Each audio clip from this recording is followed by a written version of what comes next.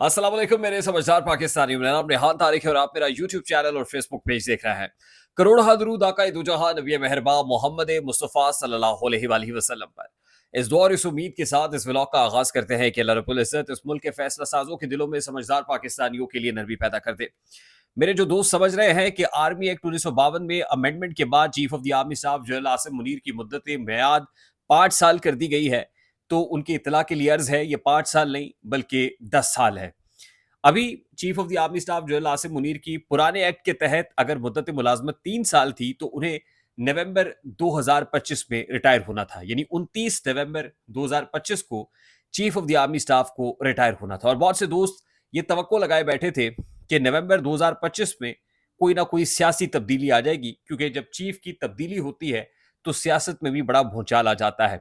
अब उनकी इतला के लिए अर्ज है कि chief of the army staff general Asim Munir की मुद्दत मुलाजमत नवंबर 2025 में नहीं बल्कि 29 नवंबर 2027 में खत्म होगी।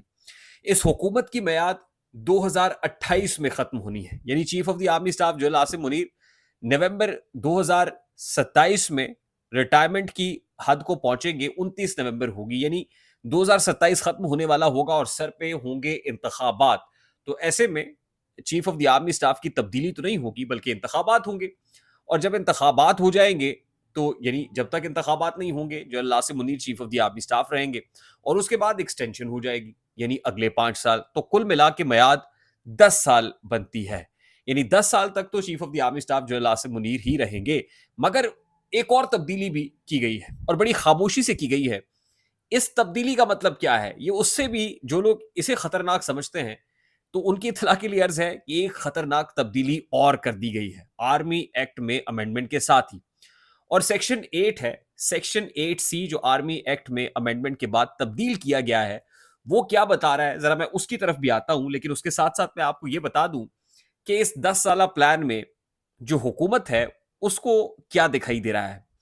इस हुकूमत से मुराद पाकिस्तान मुस्लिम लीग नून ही नहीं बल्कि पाकिस्तान पीपल्स पार्टी भी है, जिसने आज इस तरमीम की हक में वोट डाला है। ना सिर्फ इस तरमीम के हक में बल्कि पलक झपकते में 2 और बिल भी मंजूर कराए गए हैं। एक सुप्रीम कोर्ट में जजेस की तादाद 34 करने वाला और दूसरा प्रैक्टिस एंड प्रोसीजर एक्ट के अंदर तब्दीली वाला।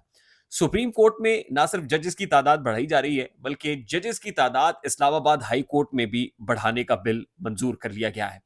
और supreme court practice and procedure act के अंदर जो तब्दीली की गई है उसके मुताबिक अब तीसरे नंबर के जज जस्टिस मुनीब अख्तर साहब जजेस कमेटी में शामिल नहीं होंगे बल्कि आईनी बेंच के सरबराह को जजेस कमेटी में शामिल कर दिया जाएगा।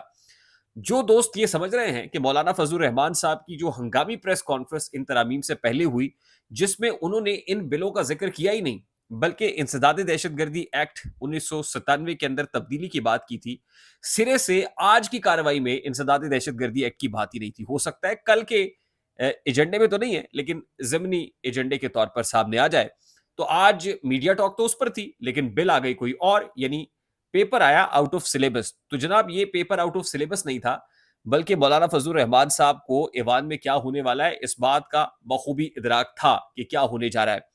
लेकिन पोज ये किया गया है कि मौलाना फजल रहमान साहब तो पाकिस्तान तहरीक इंसाफ के साथ खड़े हैं, यानी ऑपोजिशन के साथ खड़े हैं। और ऑपोजिशन भी ये समझ रही है, यानी पाकिस्तान तहरीक इंसाफ भी ये समझ रही है कि मौलाना तो उनके हैं, लेकिन उनको क्या पता कि मौलाना असल में उनके हैं जहां पर पावर है, यानी पावर्स दैट बी है, वहां पे मौलाना खड़े हुए हैं, यानी मौलाना विकेट के दोनों तरफ खेल रहे हैं।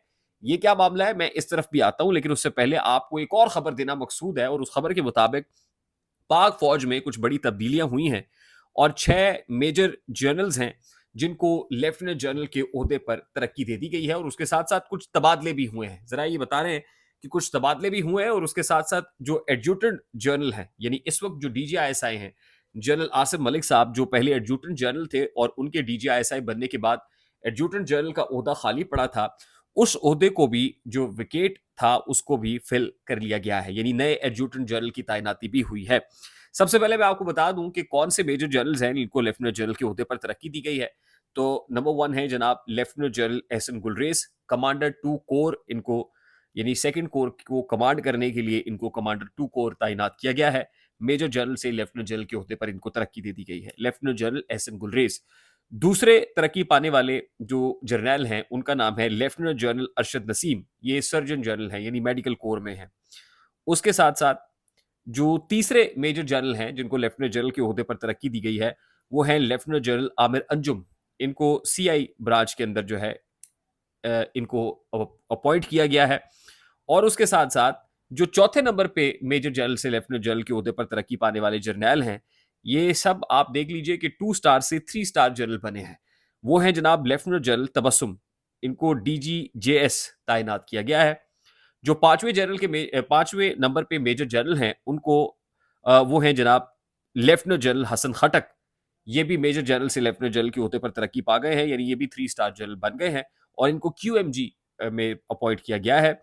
उसके साथ-साथ जो छठे नंबर पे मेजर जनरल से लेफ्टिनेंट जनरल के ओहदे पर तरक्की पाए हैं, वो हैं लेफ्टिनेंट जनरल अज़र वक़ास साहब। इनको एजी लगाया गया है, एडजुटेंट जनरल इनको तैनात किया गया है और एडजुटेंट जनरल जो है, वो जीएचक्यू में तैनात होते हैं। ये हैं लेफ्टिनेंट जनरल अज़र वक़ास साहब, इनको एडजुटेंट जनरल नया एडजुटेंट जनरल यानी जनरल आसिम मलिक के बाद इनको अपॉइंट कर दिया गया है। तो ये बड़ी तब्दीलियाँ हुई हैं जनाब पाक फ़ौज के अंदर। और उसके बाद chief of the army staff general Asim Munir से मुतालिक और सर्विसेज चीफ्स की मुद्दत मुलाजमत 3 साल से 5 साल कर दी गई है। अच्छा, अब मैं आपको बताऊं कि आर्मी एक्ट की जो सेक्शन 8C है, उसको उसके अंदर तब्दीली की गई है।